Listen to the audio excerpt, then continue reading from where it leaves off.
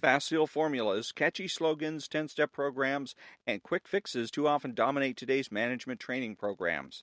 But in organizations, as in all of life, human behavior is seldom predictable, and business dilemmas do not easily lend themselves to gimmicks or simplistic answers. In Management of the Absurd, psychologist, educator, and former CEO Richard Farson presents a series of management paradoxes designed to challenge conventional wisdom and encourage managers to re examine their assumptions about effective leadership. Good morning, this is Ron. It is Sunday, October the 15th. Welcome to Story Time.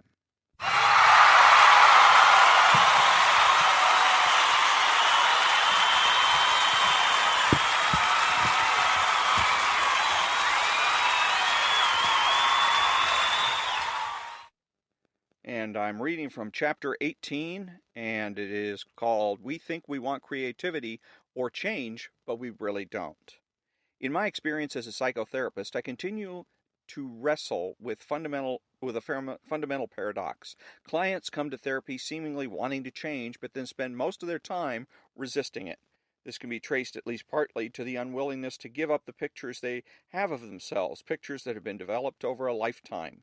These self-images or self-concepts are all they have to identify themselves. Understandably, to abandon them would be deeply threatening.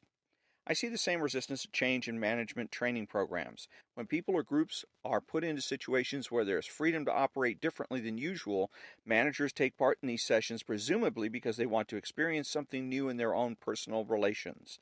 But they then join with the rest of the participants resisting that new experience by trying to create situations identical to the very ones that they dislike in their everyday lives.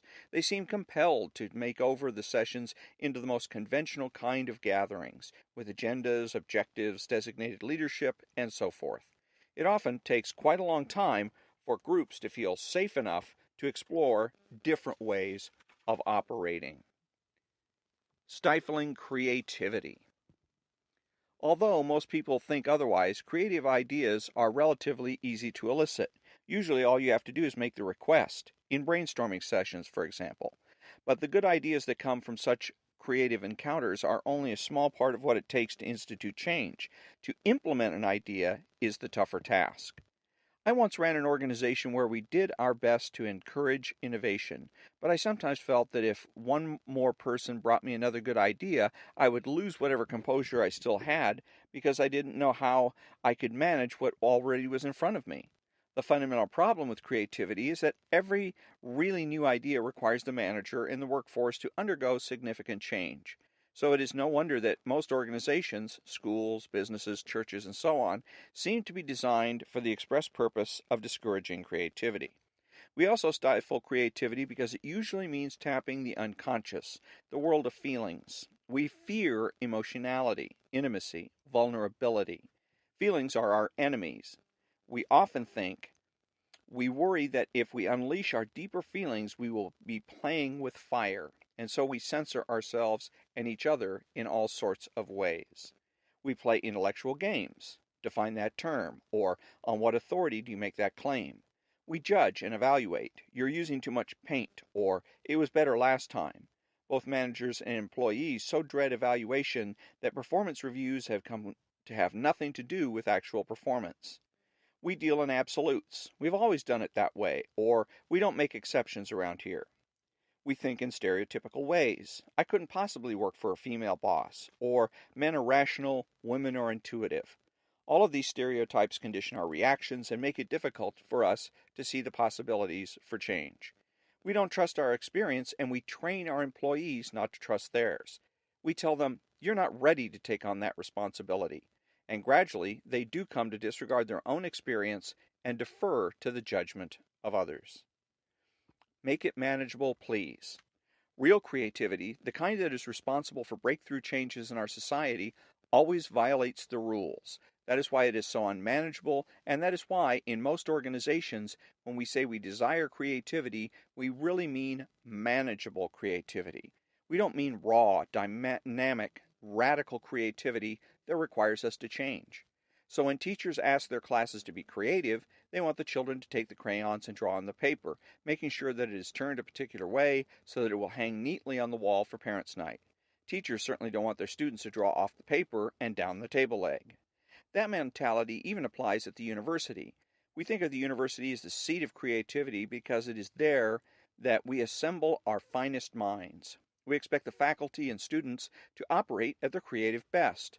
But here again, we are talking about manageable creativity. It is no accident that the great achievements in human creativity, the discoveries and theories that have been fundamentally reshaping the world, have come from people who at the time of their most creative acts were not at universities but were working either independently or at small, unorthodox institutions. I think of people like Einstein, Freud, Gandhi, Marx, Darwin, or Edison. These people were working either alone or in small and relatively short-lived institutions, such as Freud's Vienna Institute or Edison's laboratory. Modern art and architecture began outside the university at places like the Bauhaus and gradually made their way in. Science itself operated for centuries outside the university, entering only about 200 years ago. Once a giant breakthrough occurs, it is possible for the university to engage in all kinds of creative work that flows from it. University scientists did not create the science of genetics, but they did discover DNA. They did not develop the formula E equals mc squared, but they used it to sustain the first nuclear reaction. Manageable creativity, in other words. The university is cast in this role for good reason. Its purpose is to educate the young, to be the reservoir of our knowledge, to guard the disciplines, to stand as a bulwark against political efforts to shut down inquiry. To serve those functions, it must last, and to last, it must necessarily be conservative, minimizing risk, and radical change. By its very nature, it cannot embrace ideas until they are well accepted. Organizing differently. A similar dynamic occurs in organizations of all kinds, including business organizations. While they might like to think that they are organized for creativity, companies that are sizable and think of themselves as permanent cannot encourage creative acts as well as new and relatively temporary organizations can. When a company wants to stimulate creativity, it may need to organize quite differently. Xerox PARC, a small unit separate from the Xerox organization, became responsible for some of the most radical developments in computer engineering. At Lockheed's famous Skunk Works, also a semi-autonomous unit, leaders like Kelly Johnson and Ben Rich developed airplanes advanced far beyond what was thought possible, including the U-2 spy plane and the stealth fighter. Companies like Xerox and Lockheed, and now many others, have learned that scale is the enemy of creativity and are finding ways to break into more flexible units.